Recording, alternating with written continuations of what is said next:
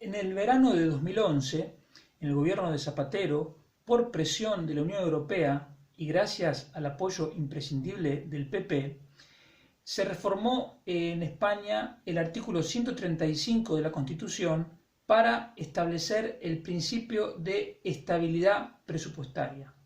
Luego, ya con Rajoy como presidente del gobierno, se aprobó la Ley de Estabilidad Presupuestaria que desarrolló ese artículo 135. Esta ley dice que ningún nivel de la administración pública puede tener déficit fiscal estructural, salvo en muy contadas excepciones. Y además ratificaba que la deuda pública del conjunto de administraciones públicas no podría superar el 60% del Producto Interior Bruto, cosa que de todas maneras España ya se había obligado al firmar los tratados europeos para entrar en el euro.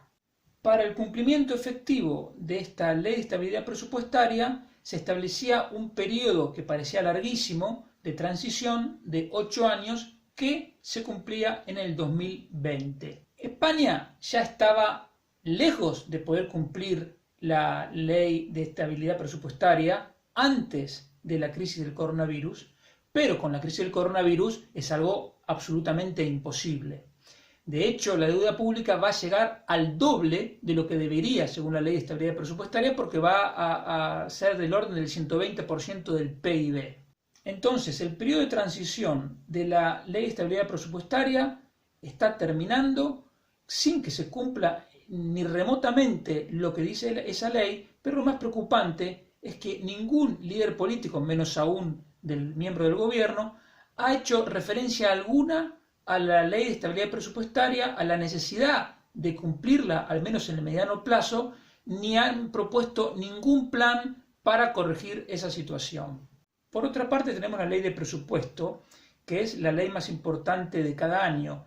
¿Por qué? Porque es la que determina cuánto dinero le va a quitar el gobierno a los contribuyentes y cómo lo va a gastar. Es un ejercicio de transparencia elemental en cualquier estado de derecho mínimamente serio. Sin embargo, el actual gobierno sigue gestionando la cosa pública desde hace más de 2 años con un presupuesto al que votó en contra cuando era oposición. En todo caso, el presupuesto de 2018 es un reflejo pálido de los gastos que está llevando a cabo el actual gobierno, porque realmente en la práctica, en materia de gasto público, el gobierno sanchista-leninista ha hecho lo que ha querido.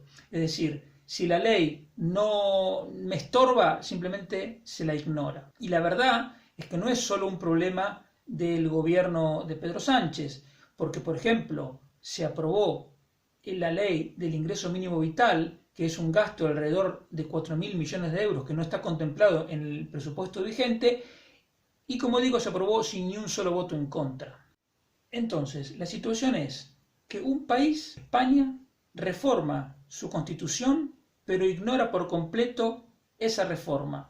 Al mismo tiempo, el gobierno ignora el presupuesto aprobado por el Parlamento y hace lo que quiere con el gasto público. Un gobierno, por otro lado, que está formado principalmente por un mentiroso compulsivo, Pedro Sánchez, y por otra persona, Pablo Iglesias, que anhela para España las mismas políticas bolivarianas y comunistas que llevaron a Venezuela a la situación de penuria que padece. Sin embargo, la Unión Europea ha decidido otorgar a España ayudas y préstamos por un valor cercano a los 140.000 millones de euros. ¿Cómo se explica esto? La economía española es muy grande, a pesar de todo. El PIB español equivale al PIB conjunto de los 14 países más pequeños de la Unión Europea.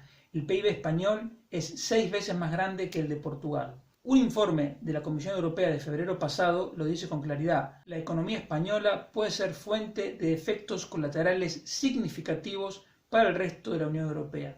Por lo tanto, la Unión Europea entrega a España ayudas y préstamos para ayudar al resto de Europa, no para ayudar a España. Lo hace porque quiere evitar esos efectos colaterales significativos y lo hace a pesar de Pedro Sánchez y de Pablo Iglesias. Más en general, lo que intenta la ayuda de la Unión Europea es evitar que en España crezca el euroescepticismo, es decir, el sentimiento antieuropeo, y evitar al mismo tiempo que se fortalezca el comunismo que representa Podemos. Entonces, el juego de ajedrez que está planteado en este momento es que al mismo tiempo que dan la zanahoria de las ayudas y de los préstamos, van a intentar convertir a Pedro Sánchez en Alexis Tsipras, que es el primer ministro de Grecia que primero se enfrentó a la Unión Europea, pero luego terminó firmando un acuerdo y aplicando todas las reformas que le pedían, y al mismo tiempo van a intentar convertir a Pablo Iglesias en el Varoufakis de España. Varoufakis, por si no te acuerdas, era el ministro de Economía durante la crisis griega, que se oponía a todas las medidas razonables de ajuste económico que le ofrecía, que le exigía la Unión Europea, y que al final pasó del gobierno a la irrelevancia.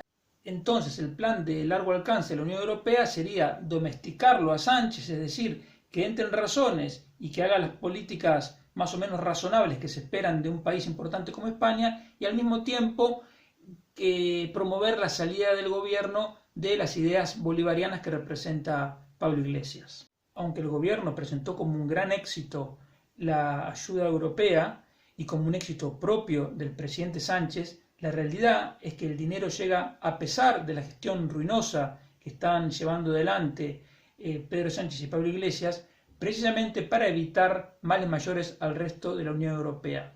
Lo paradójico de la situación es que los que van a defender nuestros intereses, es decir, el de los ciudadanos normales de España, no es nuestro gobierno, sino que son aquellos a los que el gobierno va a criticar y que ya critica, llamándoles frugales, egoístas y cualquier otra cosa. No tengas ninguna duda de que los que están a favor nuestro son esos países que nos van a exigir a cambio de ese dinero que hagamos reformas y que controlemos el gasto público.